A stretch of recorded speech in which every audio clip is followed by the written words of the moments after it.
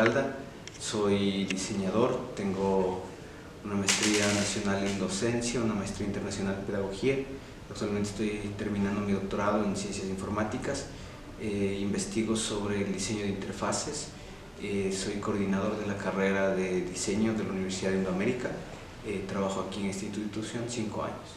Un mensaje visual es una construcción que emplea algunos elementos. El primer elemento que emplea un mensaje visual es el elemento conceptual, es decir, la planeación respecto a cómo abordar el mensaje que se desea transmitir. El segundo elemento son los aspectos morfológicos, es la forma, es decir, las imágenes, la tipografía, el color.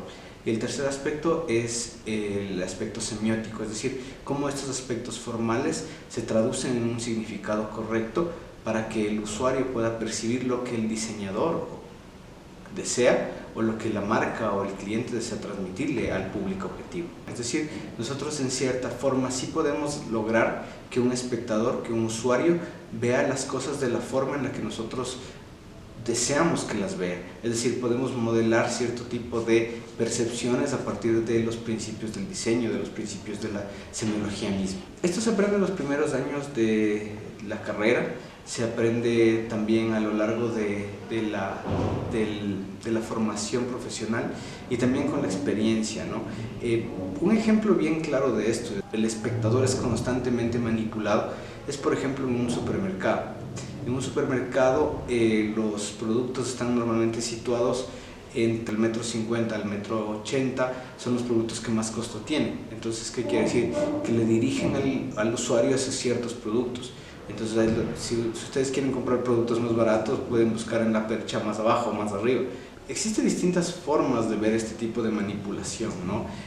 Por ejemplo, aquí entraría también la parte de los mensajes subliminales, por ejemplo. Son reales, inciden en el espectador y existen una serie de trucos con los cuales se puede lograr captar la atención y el interés de un espectador o del público objetivo. Cuando un mensaje está logrando su cometido, lo que sucede es que el espectador, el público, empieza a valorar sus beneficios. Existe una intención por adquirir ese producto o por tomar la decisión. Existe la compra, la toma de decisión como tal, y en cuarto existe una fase que se llama la recordación y fidelización del cliente. Ejemplo, cuando nosotros queremos comprar un agua mineral con gas, ya no ese es el nombre genérico, va a ser Wittig, sin importar la marca. Lo mismo sucede con Gillette, lo mismo sucede con Avena. Lo primero que hacemos es acordarnos de la marca, no de que existen otros tipos de productos. Entonces, cuando se cumplen estos pasos, los mensajes visuales, los mensajes comerciales han sido efectivos. Existe una fórmula que es bastante práctica y que a nivel mundial se la utiliza para posicionar cierto tipo de mensajes, y es la fórmula de la frecuencia y la fórmula de la repetición. Mientras más veces lo dices, mientras el cliente lo ve con mayor frecuencia, el mensaje se posiciona rápidamente. El éxito está en la inversión que yo estoy haciendo en esos mensajes. Hay mensajes que son extremadamente malos, pero a fuerza de posicionamiento, a fuerza de medios, pues se van colando en la mente del consumidor. La parte recomendable es que el usuario como tal, el público, tenga acceso a distintos medios, a distintas fuentes de información. Uno no solamente debe informarse a través de un medio oficial o de un solo canal. Debemos tener la posibilidad de acceder a distintos medios de posicionamiento. En segundo lugar, el usuario debe ser capaz de construir su propio criterio, de construir su propia visión de un fenómeno. Y en tercer lugar, es importante que el usuario tenga memoria de los acontecimientos, memoria de los hechos. Es importante, por ejemplo, que uno contraste cierto tipo de información. Por ejemplo, algo que sucedió fue triste, fue por ejemplo esto de hay feriado, no hay feriado, hay feriado, no hay feriado, que fue el 1 de mayo. Y la parte que no la pudimos visualizar fue que en el feriado, que no debería haber sido feriado, pero que terminó siendo feriado, hubo una subida de combustibles. Entonces la gente no lo pudo visualizar de esa manera. Entonces, si no accedemos a la información, a toda la información, hay un problema. Yo pienso que la ética en el ejercicio profesional es una decisión personal. es una decisión que tarde o temprano nosotros debemos tomar, debemos asumir, y eso va a ir también en función de las posiciones que nosotros tengamos frente a los temas sociales. Sin embargo, yo creo que existen ciertos lineamientos, ciertas regulaciones que nosotros debemos cumplir, como por ejemplo, si es bueno que los comunicadores visuales o sociales nos aseguremos de qué tipo de productos son los que vamos a promocionar, porque obviamente está penado por nuestra legislación la difusión de productos que a base de publicidad engañosa.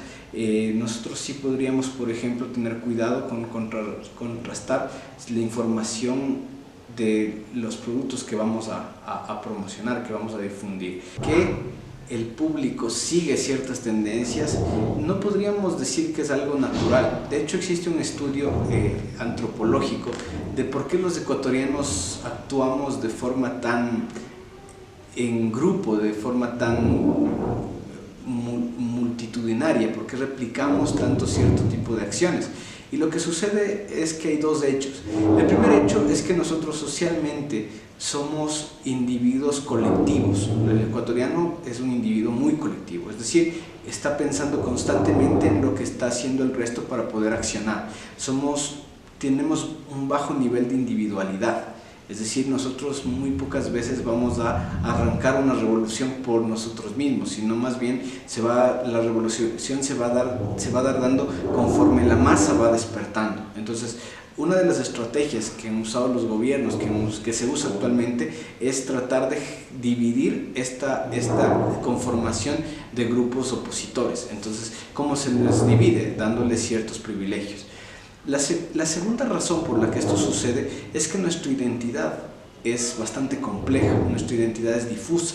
¿En qué sentido? Que nosotros los ecuatorianos, y está en nuestra propia constitución, los ecuatorianos estamos conformados por una serie de nacionalidades y pueblos, y eso hace que nosotros no seamos amalgamados como sociedad. Entonces, ¿qué es lo que está sucediendo? ¿Qué es lo que pasa? Que nosotros, los ecuatorianos, tenemos problemas serios de identidad debido al mestizaje. Y debido al mestizaje es muy fácil que nosotros adoptemos ciertas posturas o ciertas posiciones de moda. Entonces, eso nos favorece, ¿no? Como para poder pensar las cosas de esa manera. Entonces, son dos factores que juegan en contra. El primer factor es la falta de iniciativa propia, que es parte de nuestra idiosincrasia, y el segundo factor, como les decía, es el mestizaje y la facilidad de adoptar otro tipo de culturas u otro tipo de movimientos. La comunicación visual es la que abarca el mensaje como tal y abarca también las condiciones que debe establecer el emisor y también que debe existir en el receptor. Entonces, si nosotros podríamos establecer un origen, siempre va a ser la comunicación visual, porque es un proceso como tal, que emplea los elementos gráficos, visuales, multimedia, ahora hipermedia, para poder llegar a un grupo objetivo. Entonces, si nosotros hablamos de una ramificación, el eje, la raíz va a ser siempre la comunicación desde el contexto visual.